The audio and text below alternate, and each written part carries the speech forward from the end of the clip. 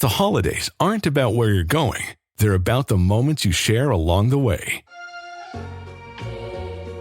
Experience the joy of connection at the Lincoln Wish List sales event. Right now, visit your local Lincoln retailer or Lincoln.com to find exclusive holiday offers on current and past Lincoln models.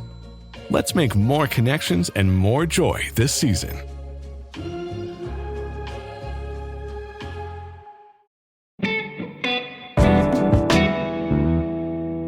Today on CityCast DC, the holiday is the perfect time to go thrifting and sustainably revamp your wardrobe. The DMV has tons of great spots to find hidden treasures, not just clothes. So earlier this year, I asked Sydney Hui, owner of Disco Loft, to lay out her expert guide to thrifting in the area.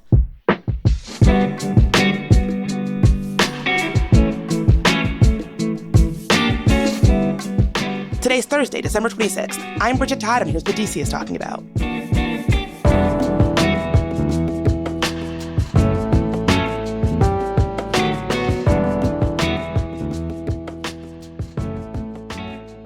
So Sydney, our producer Ash and I were actually having a little bit of a debate off mic before you logged on. And Ash was saying that the DMV area has the best thrifting in the country. Do you agree? Oh my gosh, that is a bold statement.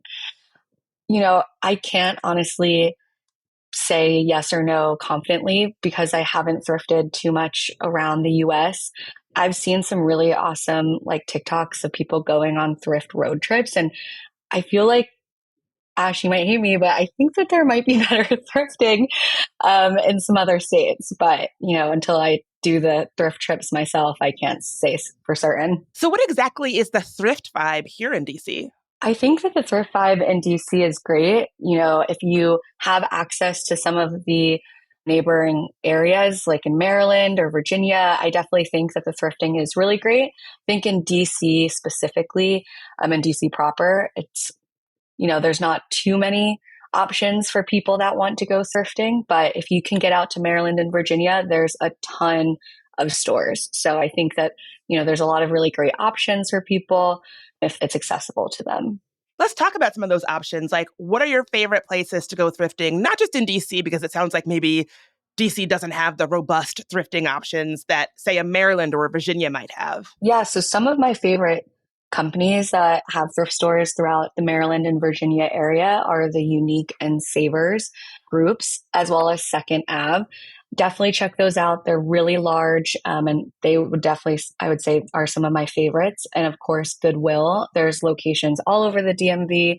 There are definitely some that are better than others, but I would definitely check out those brands for sure. One interesting thing about thrifting is that, I wear secondhand clothes. I love a deal on anything used, but I have heard from people who are advocates of thrifting and secondhand clothes and used products that something that can put folks off is the idea that owning something used or getting something from Goodwill is gross or unsanitary. What are your thoughts on that? Have you found that to be a stigma around thrifting? Yeah, Bridget, I've definitely found that to be a stigma for thrifting.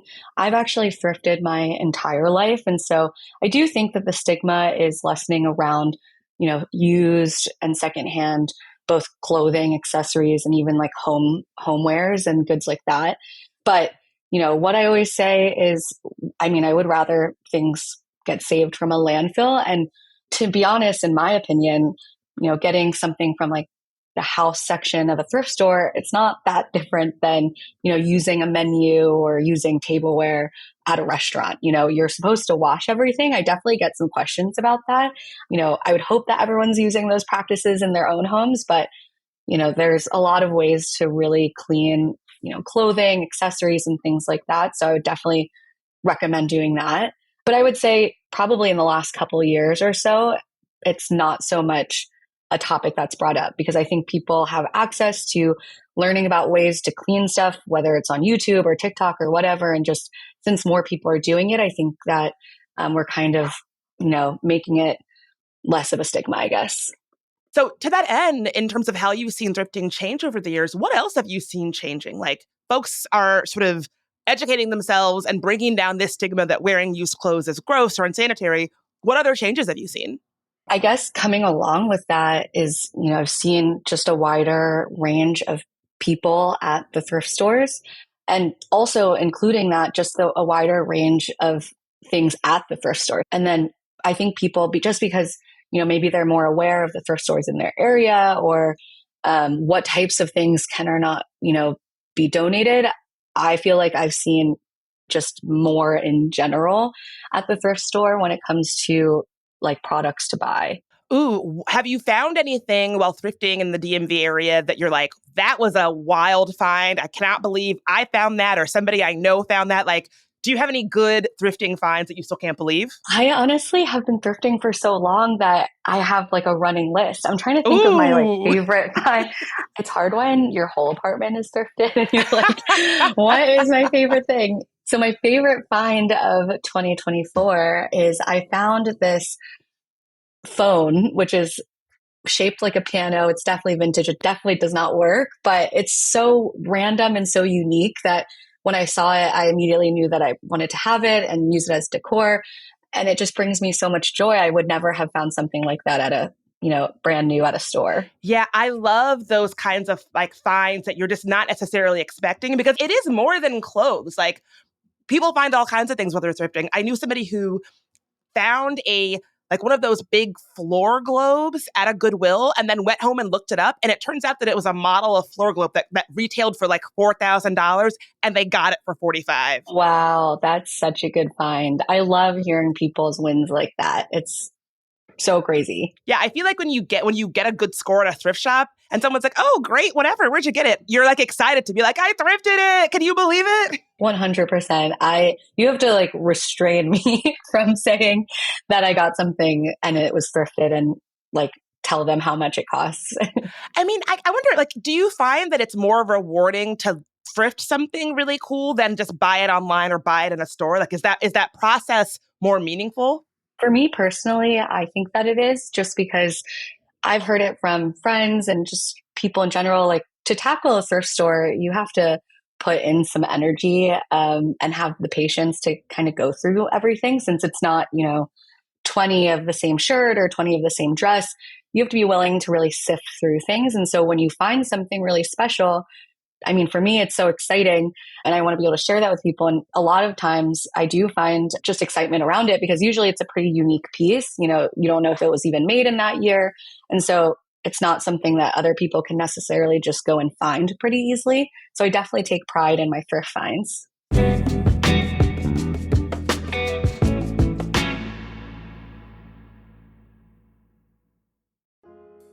Let's be real, lawsuits are not fun. But with Christopher Nace and the trial lawyers at Paulson and Nace, at least they're a little easier. Paulson and Nace is a DC law firm in every sense of the word. It was founded here in 1979. Partner Chris Nace is a local who cares deeply about the DC community, even serving on the board of the local branch of the Living Classrooms Foundation in his free time. Nace and his associates, Samantha Peters, John Reese, and Maya Perry, handle medical malpractice, wrongful death, and other complex injury cases. And they don't just settle every case. They'll go to court. They'll fight for you. Paulson and Nace has even been recognized as one of Best Lawyers' best law firms.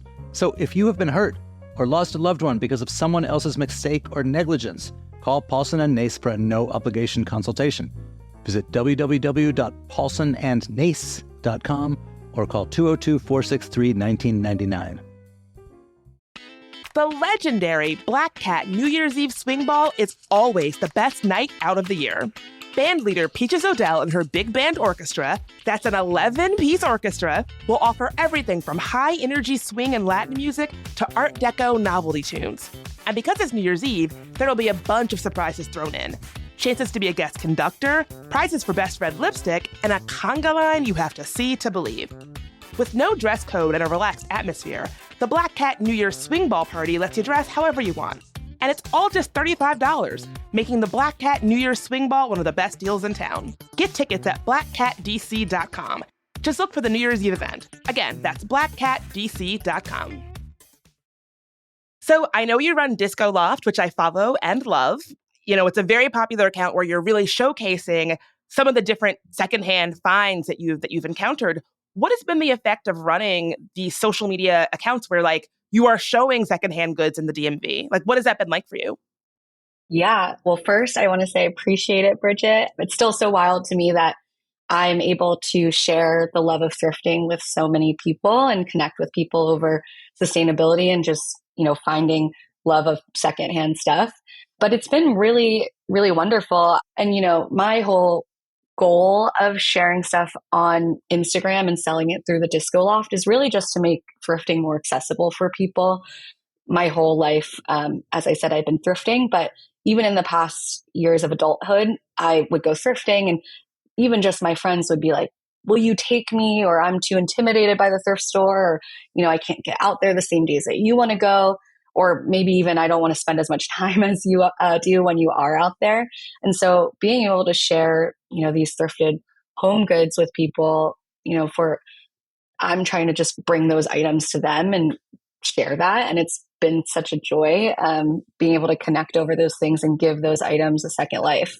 So for folks who are listening who want to get involved in the secondhand community here in DC, what would you tell them? Like, how can they get involved? Yeah, so there's a couple of different ways. It really depends on if you want to be, just as a consumer, or if you want to get into reselling.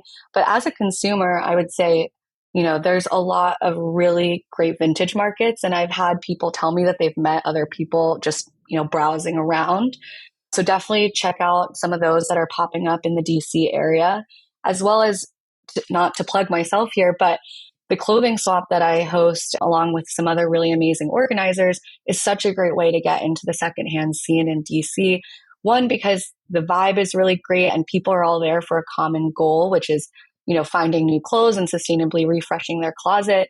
But it's just such an amazing way to, find stuff for yourself, get rid of some of the things that you've been holding on to that you no longer need. But then also just, meeting people.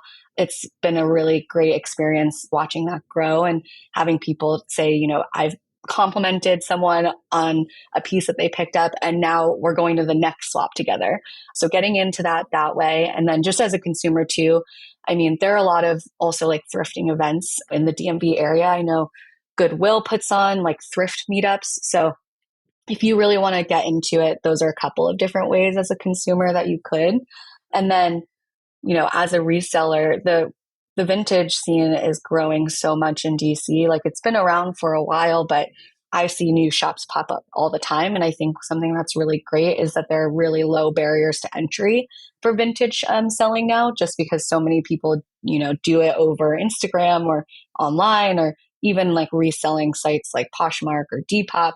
So really just getting out there and having a collection and starting is really my recommendation. And then I actually run a WhatsApp group with all the vintage sellers in the DMV, and we kind of post opportunities for pop-ups and stuff there. So definitely feel free to reach out and I'm happy to include you in that. Okay, big question. So let's say it's a Sunday, it's a Saturday, the weather is great. You want to do some thrifting. What is Sydney's perfect full day of thrifting? And what would you eat along the way? That is a great question, Bridget. I love this question so much. So I would say if we were going to do my favorite route, I would start in Maryland. So I know that's a little tough if you don't have access to a car, but I will say that this is my all-time favorite route. I would go first to Philo Cafe in North Bethesda, like Rockville area. It's on Bolingbrook Parkway. You can just look it up, but it's this really cute Filipino restaurant. And I love getting breakfast there. They have so many good options. And the best part is that it shares the same parking lot that my favorite Goodwill in the DMV area is in.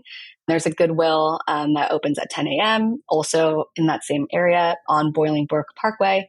So you can hit the Filipino restaurant for breakfast and then head right over, can keep the car in the parking lot, head over to the Goodwill and check out that Goodwill. I think that Goodwill is great just because I think it's pulling from a couple of different areas in Maryland. And so I found some really exciting finds there. Specifically, the purses I think are top notch there. Next, I would hit the Unique on Veres Mill Road. That's in Silver Spring, Wheaton area. I just think that's a great one. It's pretty large, not as large as the next store that we'd be going to, but I think it's a really great one to hit on your way to the next store. And it's only about like 6 minutes away from the Goodwill. So I would go there. And then after you're done with that one, if you have enough energy, I would go to the Silver Spring Double Unique. This one I feel like is a mecca. I feel like everyone knows about this one now, but there's so much in there. It's like a warehouse of goodies, and I feel like you can really take your time going through each side. Yes, I love that place. I have a denim jacket that's sort of like, I think of as like my signature jacket, and I found it there. Oh my God, I love that. Which side did you find it on? I feel like it's controversial. Oh, wait, what is your take on the sides? I have only heard that people start on the left side and they think that it's always better, but I think the right side is better. And that's a hot take, which is very niche in the thrifting community, but I always start on the right side. But, to each their own. Yeah, I might be a bit basic because I found it on the left. I love that for you. And then, when you're exhausted from doing that thrift store, I normally go to the Big Greek Cafe that is also in that parking lot. I just think that it's a great fast casual spot to get some Greek food. And then I'll head home. So that is my ideal thrifting day. I appreciate that you laid this out in terms of like ease and parking lots and all of that. And people, like, if you're not a thrifter, it is like you end a big day of thrifting pretty tired. So, hydrate, wear comfy shoes, all of that. 100%. When I say that I've been doing this for a while now, I think that I've got it down to a science. You are not new to this. You are true to this, my friend. Sydney, thank you so much for being here. I'll see you at the thrift shops. Yes, I can't wait. Nice to meet you, Bridget.